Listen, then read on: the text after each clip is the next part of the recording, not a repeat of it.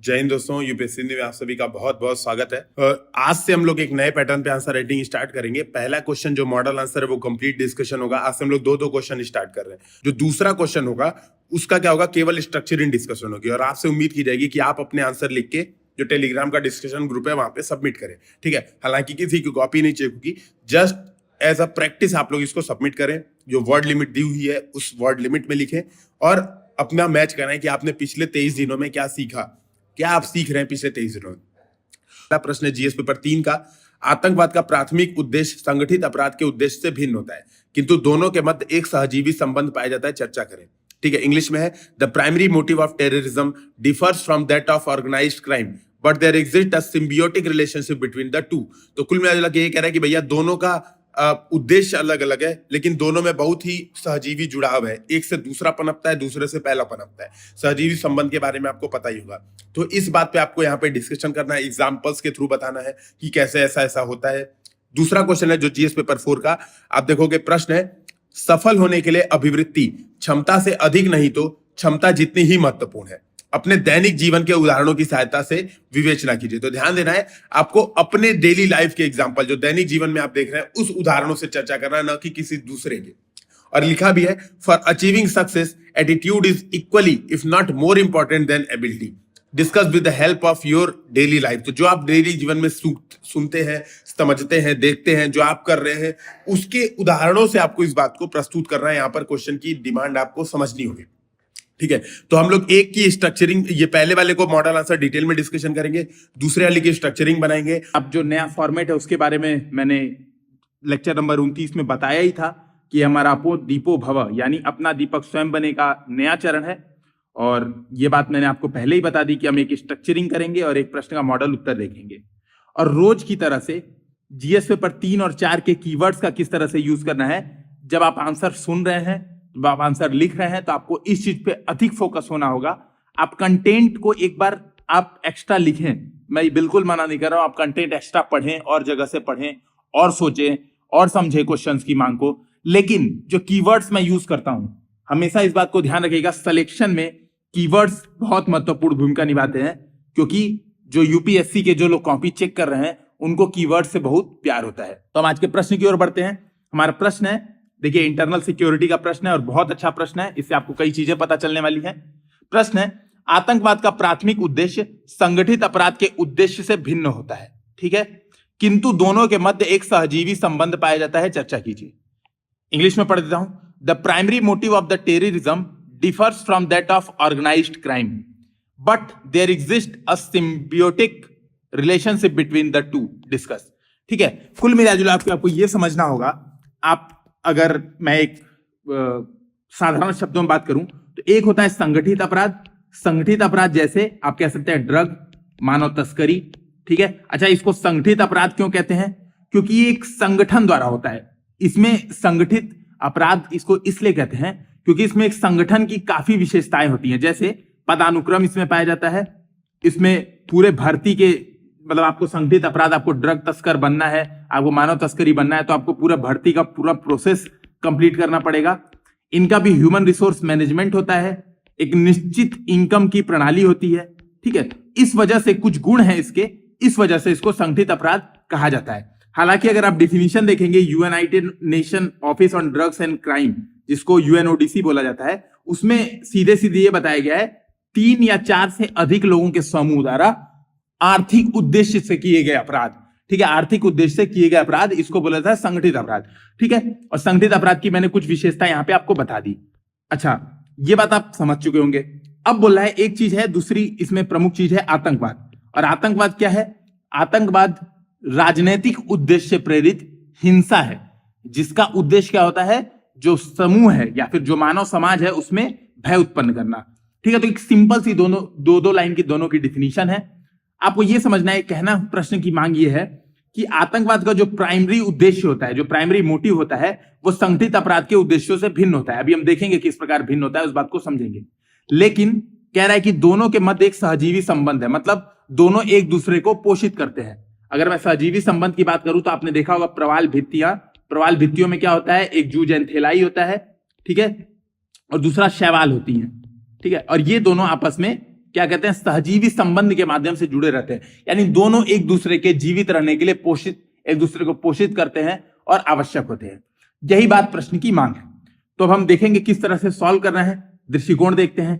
तो देखिए, भूमिका में आपको क्या बताना है, कुछ एक बैकग्राउंडर दे दीजिए, या तो आप चाहें तो सिंपल ऐसा कुछ बैकग्राउंडर दे सकते हैं कि भारत के समक्ष ये दोनों ही चुनौतियां बहुत ही कठिन है, ठीक है, मतलब दोनों आंतरिक सुरक्षा की एक प्रमुख चुनौतियां हैं। या फिर आप इस तरह का बैकग्राउंडर दे सकते हैं, आतंकवाद और संगठित अपराध की छोटी छोटी दो लाइन की जो मैंने डिफिनीशन अभी बताई आप वो बता सकते हैं। या फिर आप चाहें तो आतंकवाद की डिफिनीशन बता के उसको संगठित अपराध से कनेक्ट करके इंट्रोडक्शन दे सकते हैं। या आपका तरीका अलग अलग हो सकता है, मैंने एक तरीका यूज किया है, मैं उसको शो करूंगा। तो आप कुछ बैकग्राउंडर दे दें। उसके बाद मुख्य भाग में आपको क्या बताना है, आतंकवाद एवं ऑर्गेनाइज क्राइम, इसको मैंने ओसी लिख दिया है, के उद्देश्यों में भिन्नता। तो देखिए सीधी बात है, यहां पर यह बात हो गई, ठीक है, ऑर्गेनाइज क्राइम के उद्देश्यों में भिन्नता, यह बात आपको समझनी है। दूसरा आपको क्या बताना है, दोनों में सहजीवी संबंध है। तो पहला पार्ट तो यह बताना है कि दोनों के उद्देश्यों में भिन्नता होती है, और दूसरे पार्ट में बताना है भिन्नता होते हुए भी दोनों सहजीवी संबंध रखते हैं। और निष्कर्ष में क्या लिखाएंगे, कैसे इन दोनों समस्याओं का समाधान हो सके, यानी इन दोनों समस्याओं का समाधान किस प्रकार हो सके, यही आपको निष्कर्ष में बताना है। तो इस तरीके से आपका उत्तर कंप्लीट होगा। तो अब हम देखते हैं, लाइन से आंसर करते हैं। तो देखिए मैंने क्या लिखा, आतंकवाद, डिफिनेशन लिख दी, आतंकवाद से तात्पर्य संकीर्ण राजनैतिक उद्देश्यों हेतु हिंसा द्वारा जनता में भय उत्पन्न करना है।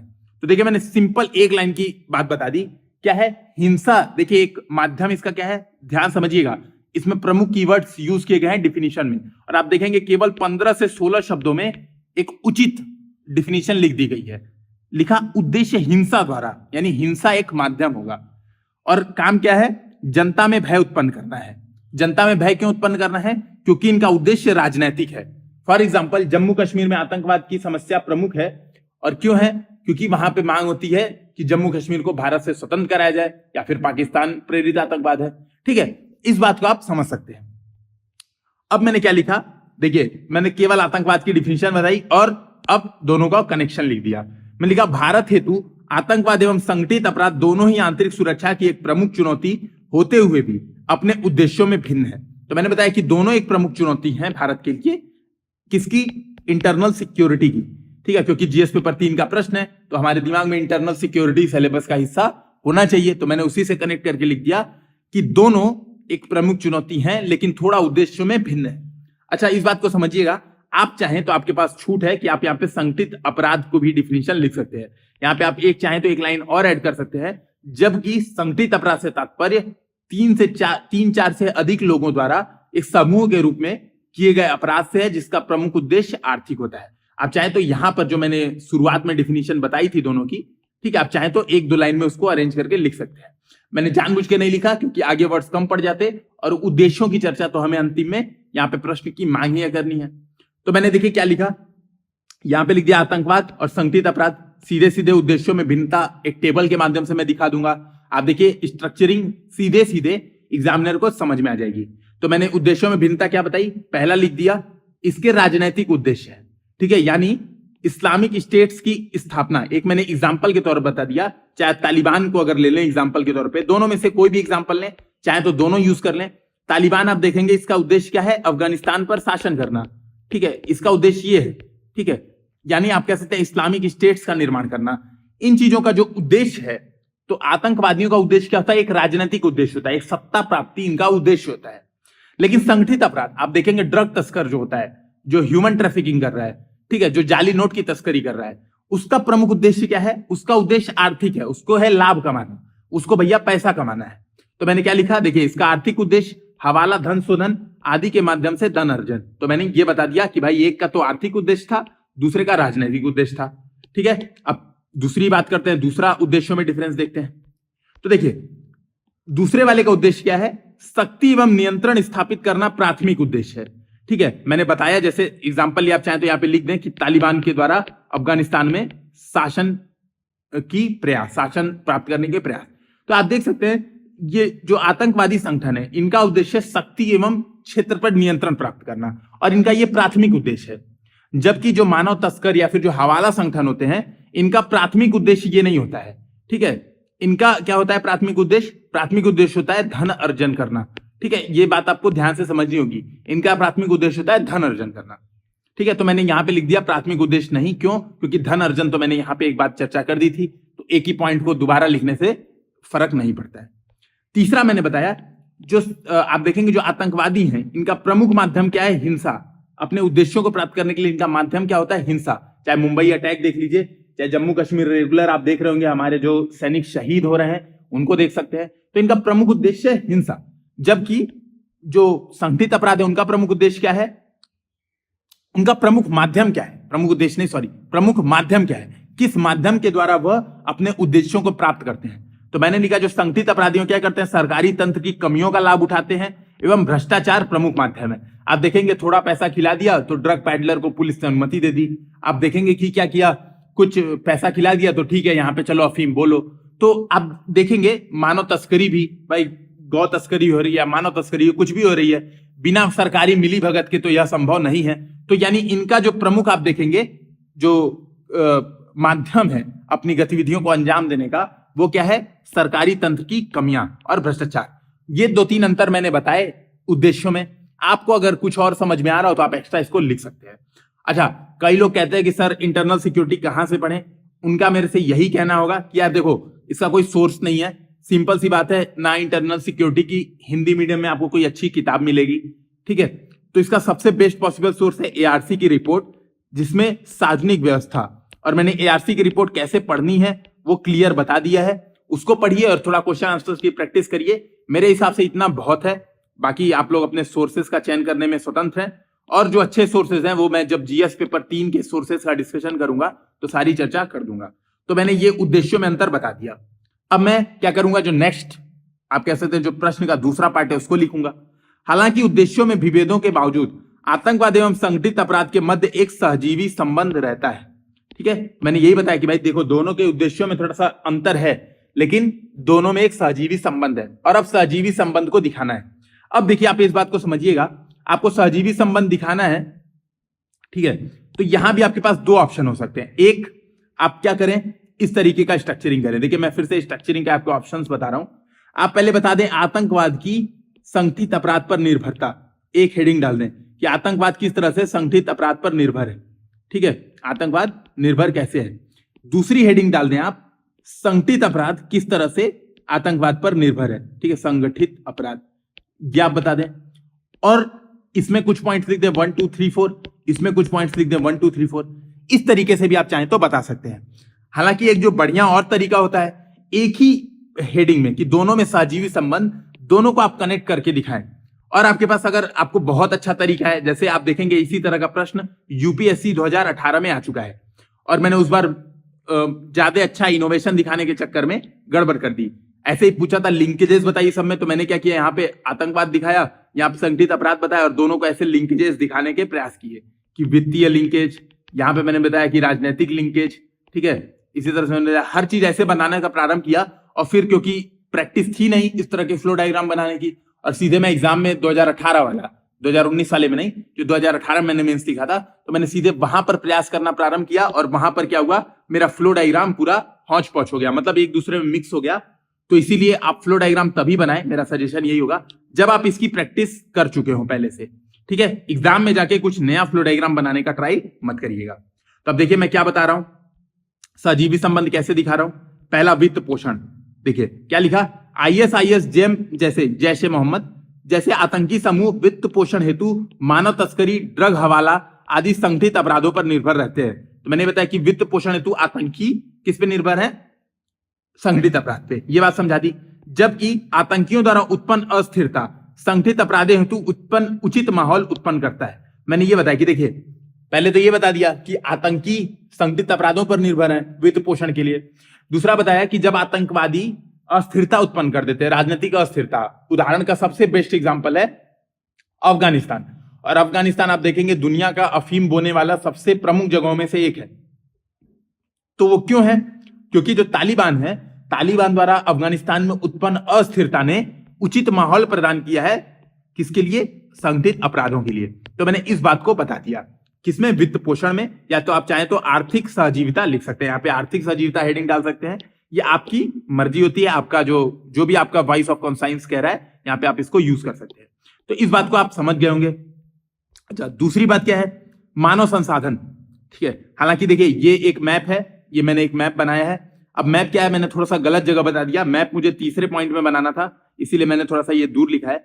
होता क्या, देखिए एग्जाम में मैं आपको एक चीज बताता हूं जो हमेशा मैं ट्राई करता हूं, कुछ इसीलिए आपको आपके सामने सीक्रेसी मेरी सामने आएगी जैसे जैसे हम प्रश्नों का डिस्कशन करेंगे। जनरली मैं क्या करता हूं, जब प्रश्न पढ़ता हूं तो मुझे लगता है इस प्रश्न में एक मैप बनाना चाहिए, तो मैं क्या करता हूं, सबसे पहले अपने अंदाजन एक जगह चॉइस का अपने सेलेक्ट करके वहां पे जल्दी से इंडिया का 10 लाइन में मैप बना देता हूं, या जो भी मुझे मैप बनाना हो वो बना देता हूं। इसके अलावा मैं क्या करता हूं, अगर मेरे दिमाग में बहुत अच्छा निष्कर्ष तुरंत आया तो जो तीसरे पेज का जो एंड पॉइंट होता है, जैसे यहां पे आप देखेंगे, यहां पे मैंने निष्कर्ष क्या किया था, सबसे पहले लिख दिया था।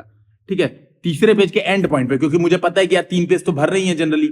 अच्छा, ये आपको प्रैक्टिस से ही आएगी, अभी आप ऐसा प्रयास मत करें। क्यों? क्योंकि पता चला आपको 2 ही पेज भर रहा है, आपका तीसरा पेज शुरू नहीं हो रहा है, तो ये बहुत ही देखने में बेकार सा प्रेजेंटेशन हो जाएगा।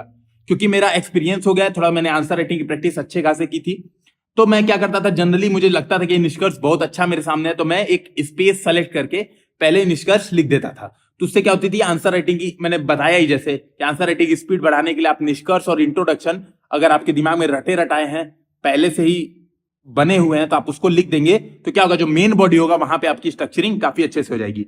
लेकिन देखिए उसी का वही मैंने कहा कि थोड़ा सा नुकसान भी होता है। अब यहाँ पे मैप मुझे नेक्स्ट पॉइंट में बनाना था, भारत वाले में, लेकिन अब क्योंकि ऑप्शन नहीं था मेरे पास, मैंने वहां पे बना दिया था ऑलरेडी मैप। कोई बात नहीं, ये गड़बड़ी इस वजह से भी हुई क्योंकि आईपैड पे आंसर लिख रहा हूं, तो थोड़े फॉन्ट्स जो इसके फॉन्ट हैं वो थोड़े और बड़े बड़े हो गए। ठीक है, तो फॉन्ट बड़े होने के कारण जगह की जो थोड़ी सी जो प्रैक्टिस थी वो ऊपर नीचे हो गई है।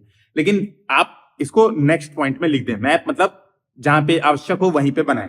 तो देखिए मैंने क्या लिखा, दूसरा संबद्धता सजीवता कैसे दिखाई, मानव संसाधन क्या बताया, फर्जी आईडी, वीजा आदि के लिए आतंकी संगठित अपराध के नेटवर्कों का सहारा लेते हैं। ठीक है, जबकि आतंकी ड्रग पैडलर, हवाला आदि में भूमिका निभाते हैं। तो मैंने बताया देखो, मानव संसाधन में भी दोनों एक दूसरे को सहजीविता प्रदान कर रहे हैं। क्यों? आपको फर्जी आईडी बनवानी है, आपको नकली वीजा लगवाना है, भारत में आपको फर्जी तरीके से बांग्लादेश से प्रवेश करना है, चाहे जो रोहिंग्या आप कह सकते हैं, जो रोहिंग्या प्रवासी हैं उनको शरणार्थी हैं उनको प्रवेश करना है, तो क्या करेंगे वो, इनका प्रयोग करेंगे, संगठित अपराधों का प्रयोग करेंगे। जो आतंकवादी हैं वो भी आप देखेंगे नेपाल के रास्ते या फिर पाकिस्तान के रास्ते प्रवेश लेते हैं, तो जनरली क्या करते हैं, फर्जी वीजा आईडी जो कार्ड होते हैं उनके पास संगठित अपराधों के द्वारा ही उनको मिलता है। और आतंकी क्या करते हैं, संगठित अपराधों को कैसे सजीवता प्रदान करते हैं, जो आतंकवादी हैं अपने साथ ड्रग, इसके अलावा हथियार, ये ले आके दे देते हैं किसको, संगठित अपराधियों को। तो ये हो गया, दोनों एक दूसरे को आप कह सकते हैं कार्मिक, है ना, जैसे अपना डिपार्टमेंट ऑफ पर्सनल ट्रेनिंग है डीओपीटी, वैसे इनका भी एक डिपार्टमेंट ऑफ पर्सनल ट्रेनिंग है, वहां पे ये भी कार्मिक जो है एक दूसरे का काफी अच्छे से सहयोग करते हैं। तो इस बात को आप बता सकते हैं। ठीक है, अब देखिए तीसरा पॉइंट मैंने क्या लिखा, जहां पे मुझे मैप बनाना था, मैप दिखाना था। ठीक है, कोई बात नहीं, इसको आप अरेंज कर लें अपने आंसर में।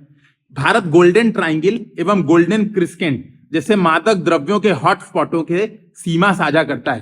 प्राय यही क्षेत्र, उदाहरण जम्मू एंड कश्मीर, पूर्वोत्तर आतंकवाद से अधिक प्रभावित है। तो आप देख सकते हैं कि जो भारत का ये ड्रग वाला जो रीजन है, आप देखेंगे जो ये विश्व के ये दोनों रीजन है, मैं आपको थोड़ा बता देता हूं अगर आपको नहीं पता है।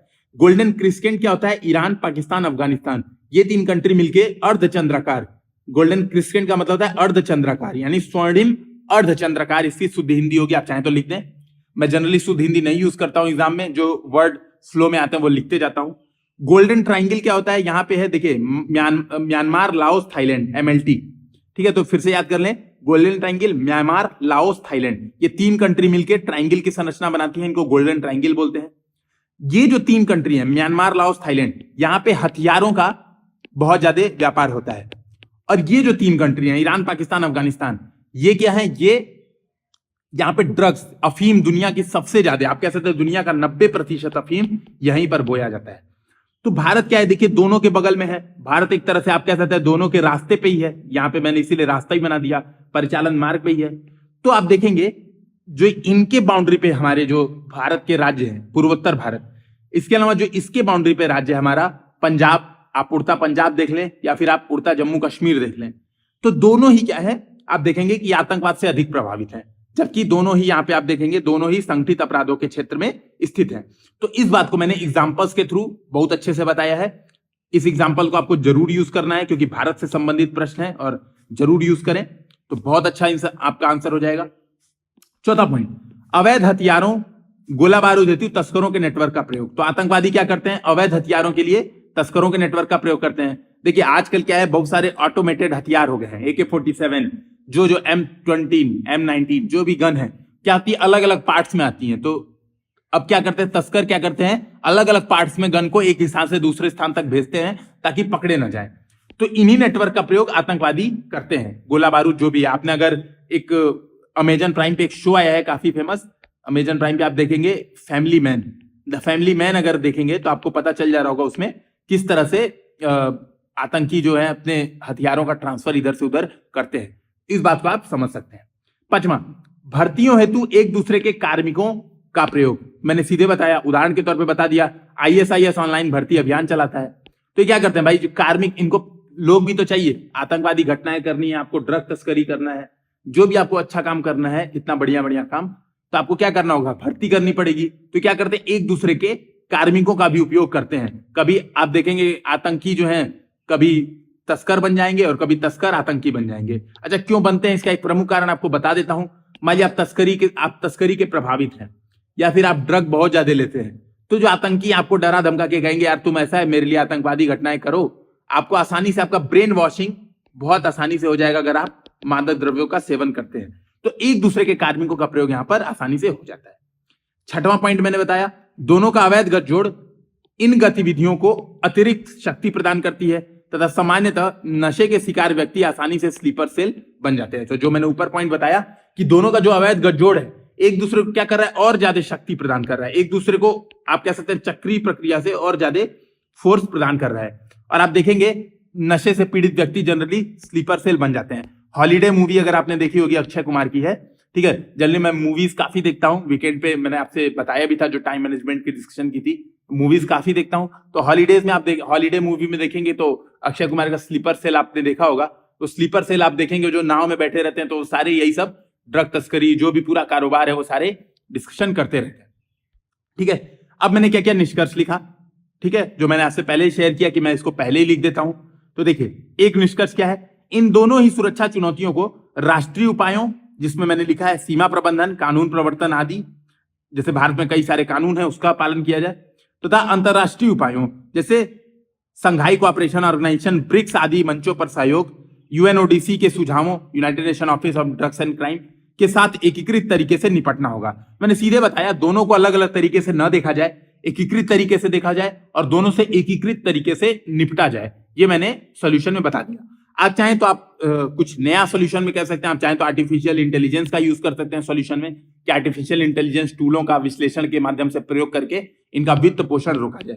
जैसे कि जनरली एक स्टेटमेंट UPSC बार बार कहती है, कई हिस्से में प्रयोग किया गया है, कि जो वित्त पोषण है, वित्त पोषण आतंकवाद एवं संगठित अपराध का क्या है, ब्लड लाइफ है, मतलब कह सकते हैं आप जीवन रेखा है। तो अगर वित्त पोषण ही रुक गया तो ये गतिविधियां आराम से रुक जाएंगी। तो आप चाहें तो इस तरीके से कंक्लूड कर सकते हैं। नेक्स्ट क्वेश्चन पे चलते हैं, जो कि हमारा पेपर 4 होगा। और मैंने पहले ही बताया कि मैं केवल स्ट्रक्चरिंग बताऊंगा, ठीक है, कुछ पॉइंट्स बताऊंगा, कुछ थ्योरीज बताऊंगा कैसे करना है, और आपको खुद से प्रैक्टिस करनी है। और नीचे कमेंट सेक्शन में आप बताएं कि आपने किया प्रैक्टिस की नहीं किया। और इसके अलावा आप अपनी कॉपी एक दूसरे से शेयर करें, ठीक है।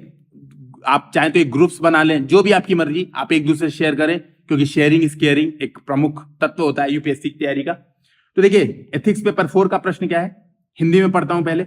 सफल होने के लिए अभिवृत्ति क्षमता से अधिक नहीं तो कम से कम क्षमता जितनी महत्वपूर्ण है। अपने दैनिक जीवन के उदाहरणों की सहायता से विवेचना कीजिए। तो यहां पर देखिए, पहली बात, दो चीज आपको ध्यान रखनी है, अपने दैनिक जीवन के उदाहरणों के माध्यम से बताना है। अगर आपने उदाहरण नहीं दिया तो समझ लीजिए गड़बड़ है, मतलब आपने सिर्फ थ्योरी लिख दी तो आपको मार्क्स नहीं मिलेंगे, क्योंकि आप बोला गया है उदाहरण देके विवेचना कीजिए। अच्छा, अपने दैनिक जीवन का मतलब ये नहीं कि केवल आप ही जो कर रहे हैं आपको वही बताना है, जो आप कर रहे हैं वो आप बताएं, बहुत अच्छा होगा। लेकिन जो आप आपस में दैनिक जीवन में आप जो खबरें पढ़ रहे हैं, जो न्यूज पढ़ रहे हैं, उन चीजों को आप देख रहे हैं, उन चीजों को यहाँ पे लिख रहे हैं, तो भी वो आपके दैनिक जीवन का उदाहरण माना जाएगा, ठीक है। इंग्लिश में पढ़ देता हूं प्रश्न को। For achieving success attitude is equally if not more important than ability. Discuss with the help of example from your daily life. तो ये बात पूछा है इंग्लिश में, बोला एटीट्यूड इक्वल इंपॉर्टेंट है कम से कम, अगर अधिक इंपॉर्टेंट नहीं है तो क्षमता से इक्वल इंपॉर्टेंट है। तो देखिए मैंने क्या बताया, इंट्रोडक्शन में आपको क्या करना है, दोनों की एक एक लाइन की डिफिनीशन लिख देना है। तो देखिए मैंने यहाँ पे दोनों की शॉर्ट डिफिनीशन आपको बता दी है सामने से, ठीक है। एक बार क्वेश्चन समझा देता हूं। बेसिकली क्वेश्चन कह रहा है अभिवृत्ति और क्षमता दोनों ही क्यों जरूरी है एक मानव में सफलता प्राप्त करने के लिए, ठीक है। अगर आपको सफल होना है, फॉर एग्जाम्पल आपको आईएएस बनना है, तो आपके अंदर आईएएस बनने का एटीट्यूड भी होना चाहिए, ठीक है। यानी आप जो जॉब है, जो नौकरी आईएएस को, उसको सकारात्मक तरीके से देखते हो। दूसरा, आपके अंदर क्षमता भी होनी चाहिए। ऐसा नहीं है कि आप पढ़े जा रहे हैं कुछ समझ में नहीं आ रहा है, तो आपके अंदर क्षमता भी होनी चाहिए।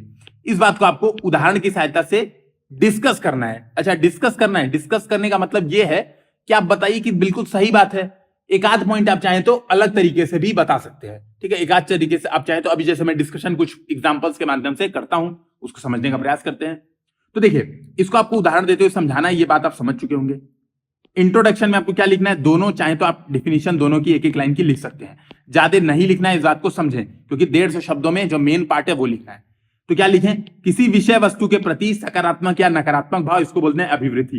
यानी एटीट्यूड क्या होता है, एटीट्यूड जनरली हम कहते हैं यार तुम्हारा बहुत पॉजिटिव एटीट्यूड है, या फिर हम कहते हैं यार तुम बहुत निगेटिव इंसान हो यार, है ना, ऐसे डिस्कशन करते हैं। तो इसका मतलब क्या है, एटीट्यूड क्या है, आप किसी चीज को किस तरीके से देखते हैं, सकारात्मक तरीके से देखते हैं या नकारात्मक तरीके से देखते हैं, वही भाव जो आपके मन में भाव उठते हैं वही बोलता है एटीट्यूड। क्षमता क्या होती है, क्षमता आपका सामर्थ्य होती है किसी कार्य को दक्षतापूर्व करने का, ठीक है। आपके अंदर क्षमता है तभी आप यूपीएससी की प्रिपरेशन दक्षतापूर्वक कर पाएंगे। अब बोल रहा है कि दोनों इंपॉर्टेंट हैं इक्वली, बोल रहा है कि एटीट्यूड अगर क्षमता से अधिक नहीं तो कम से कम इक्वली तो इंपॉर्टेंट है ही। अब देखिए मैं कुछ एग्जांपल आपको देके बताता हूं। यहां पे एक तो मान लीजिए आपको आईएएस बनना है, ठीक है, और एटीट्यूड और कैपेबिलिटी का मैंने टेबल बना दिया यहां पे सामने, बस समझाने के लिए। अब आंसर आपको खुद से लिखना है, मैं आपके ऊपर छोड़ रहा हूं, बस समझा के चला जाता हूं। एटीट्यूड है, आपके अंदर पॉजिटिव एटीट्यूड है, यार वेरी गुड, मुझे आईएएस बनना है और आईएएस की नौकरी इतनी अच्छी है। आप दिन भर फेसबुक पे बैठ के, दिन भर इतना सकारात्मक एटीट्यूड है कि दिन भर फेसबुक पे बैठ के आप मोटिवेशनल वीडियोस क्या करते हैं, शेयर करते रहते हैं कि ये आईएएस का वीडियो देखिए, आप ऐसे मोटिवेटेड हो जाएंगे कि आप पूरी तरीके से मतलब फोड़ देंगे, इसी बार एग्जाम फोड़ देंगे।